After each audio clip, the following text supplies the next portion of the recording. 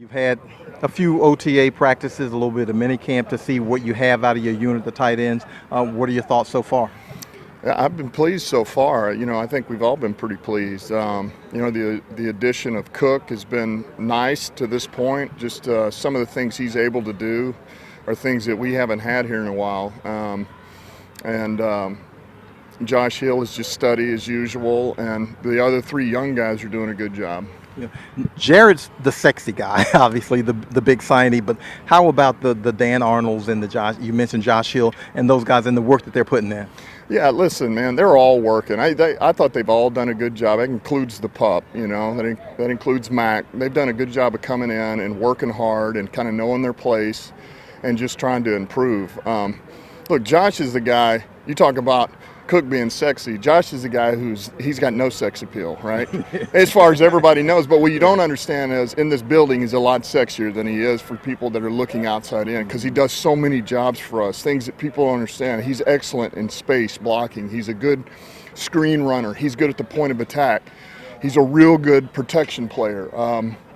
He's fast enough to get down the seam. So he does all these different jobs that, man, you got to have at least one of those guys that can do all these other things that now we don't have to ask Cook to do those jobs or whoever else it may be. When you have that kind of versatility, how strong does it make the unit that you have, strong receivers, strong blockers, guys who can play special teams? Yeah, well, it makes you that much better. It makes you that much better of a team, of an offense, of a unit. And kind of that's the whole. Look, that's why we do all this. And ideally, every group you'd like to have these different strengths, And I feel like that's what kind of having Cook and Josh does. And then, maybe you get one or two of these other guys who can come in, make the team, and that's what you're hoping for. So now you got a group of guys that all kind of are a little bit different and all have strengths, Yeah. Now we did see Cook. We've seen him make some plays. We've seen him make some really big. Huge catch radius type plays.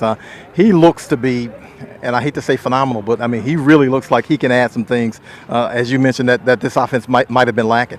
Yeah, listen, and there again, man, you got to be careful, because I find myself, I start getting real excited and just gotta. All right, here we are. We're in spring. It's early right now, but everything looks pretty good. There's a reason why we wanted to sign this guy.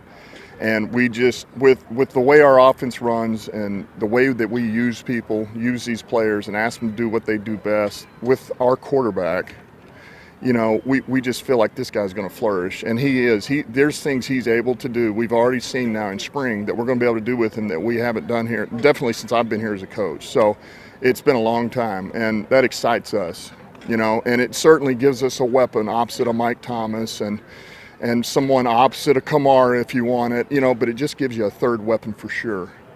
And that's not talking about Ted Ginn taking the top off the defense or hitting them downfield deep. So it just only helps us. It's another weapon.